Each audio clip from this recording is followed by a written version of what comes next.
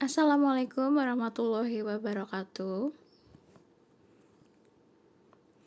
Selamat siang teman-teman, peserta mata kuliah Arkeologi Arsitektur. Sampai jumpa kembali, tetap dengan saya. Di mata kuliah Arkeologi Arsitektur ini, selain akan bertemu dengan saya di pertemuan pertama sampai ke-8, nanti kalian juga akan bertemu dengan Mbak Wulan di pertemuan ke-9 sampai 16. Jadi, sebelum UTS, saya akan fokus membahas tentang arkeologi arsitektur, khususnya tinggalan-tinggalan masa prasejarah dan klasik atau Hindu-Buddha.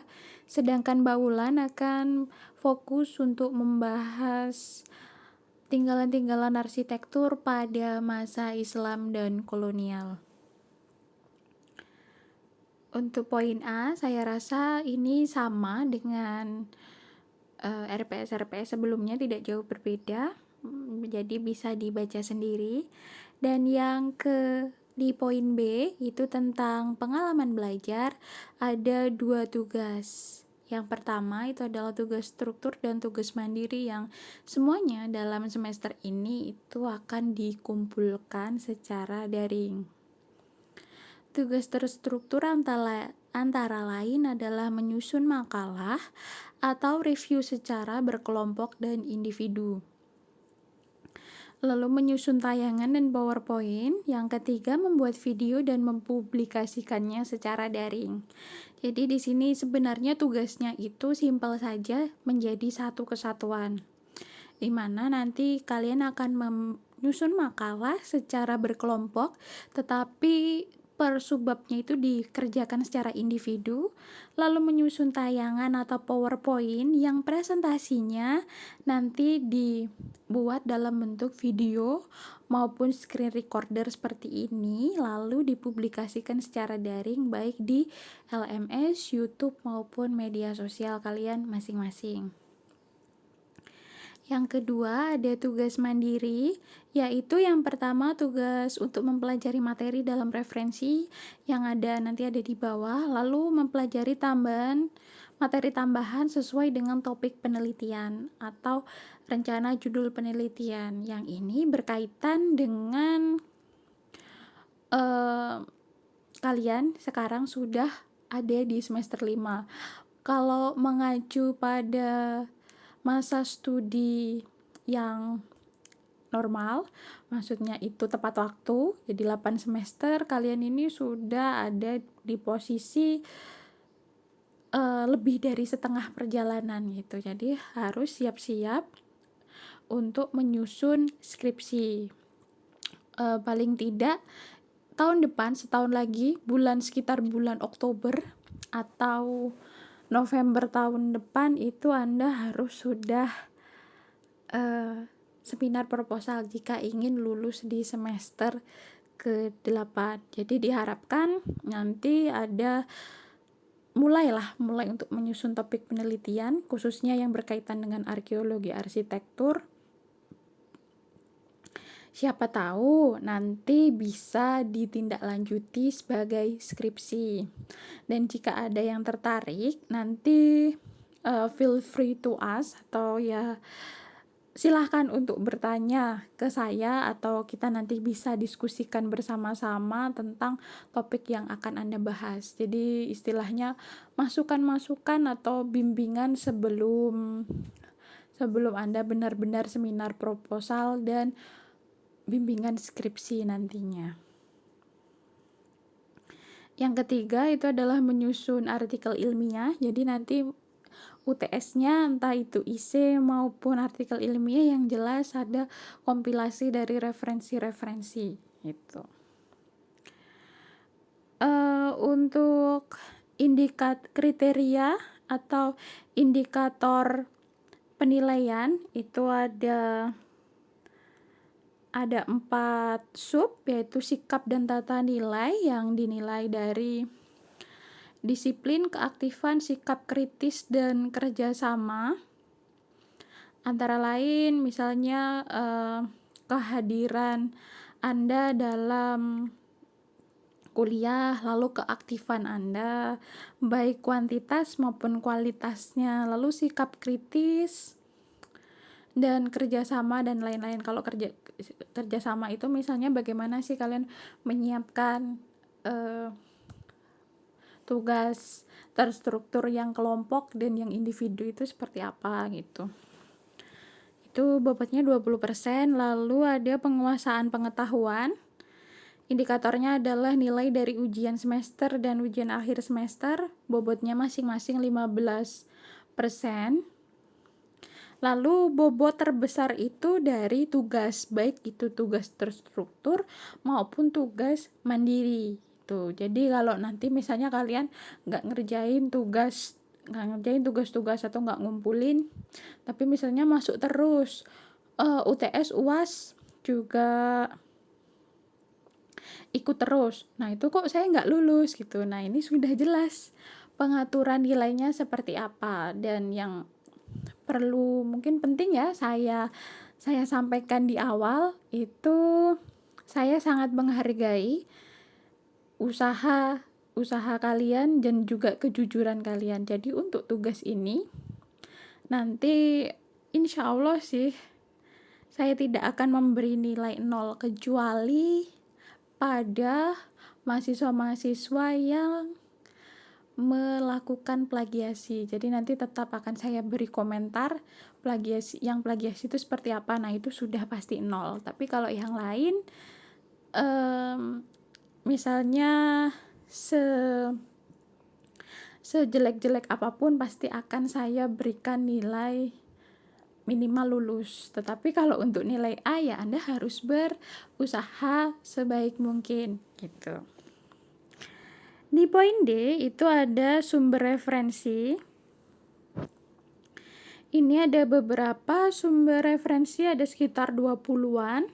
Silahkan Anda download karena ini mayoritas itu sudah tersedia secara online, atau paling tidak kalau tidak tersedia secara online itu bisa dibeli di toko-toko buku atau di e-commerce, misalnya ada di Shopee atau Tokopedia, itu ada buku-bukunya.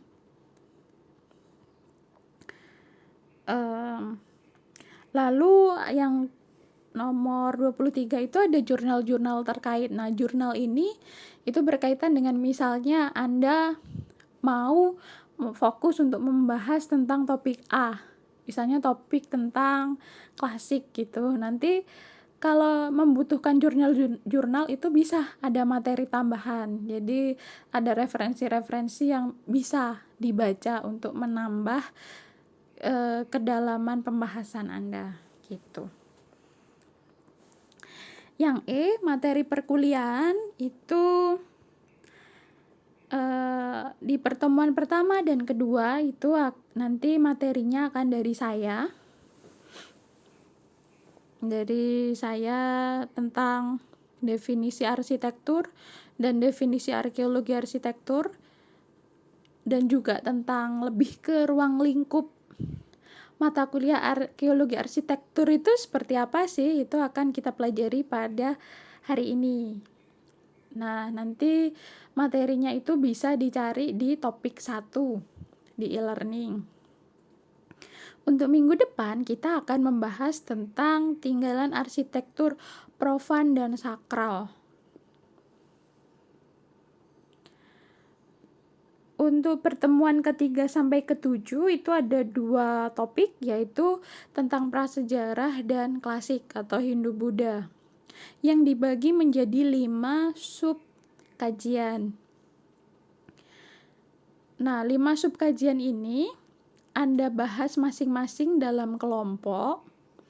Jadi dimohon nanti setelah kuliah ini dikirimkan nama-nama kelompoknya beserta dengan topik yang dipilih. Jadi kalian milih sendiri kelompoknya. Ada 5 kelompok, maksimal isinya itu satu kelompok 5 orang. Pembahasannya itu ada 5 topik ini. Misalnya kelompok 3 itu bahas tentang Kelompok 3 itu berarti dia majunya di pertemuan kelima, membahas tentang tinggalan arsitektur masa klasik tua. Nanti presentasinya itu berkelompok, nanti tayangan dan misalnya screen recordernya itu juga berkelompok, tetapi untuk materinya, materi yang akan dipresentasikan itu dikumpulkan dalam bentuk PDF secara individu. Jadi misalnya seperti ini. Tadi kelompok 3 ya, kelompok 3 itu bahas tentang tinggalan arsitektur masa klasik tua. Nah, isinya ada 5 orang. Misalnya mahasiswanya A, B, C, D, E. Si A itu bahas tentang tinggalan arsitektur atau tinggalan bangunan dari masa Tarumanegara. Si B bahas yang ada di Sriwijaya. Si C bahas tinggalan kerajaan Kalingga. Si D bahasnya itu tentang misalnya Sanjaya, dan si E itu bahas Sailendra itu. Jadi mengerjakannya tetap kelompok tapi menampilkannya nanti mengerjakannya itu secara individu, tetapi nanti menampilkannya itu secara berkelompok gitu. Selanjutnya untuk ujian tengah semester itu akan ada IC atau artikel, dan selanjutnya akan dilanjutkan oleh Mbak Wulan yang akan membahas tentang berbagai unsur-unsur dalam arsitektur Islam. Misalnya ada keraton, makam, benteng, dan lain-lain. Lalu misalnya perjumpaan dengan budaya lain, misalnya akulturasi antara arkeologi Islam dengan Hindu-Buddha maupun dengan kebudayaan Cina, Arab maupun Eropa.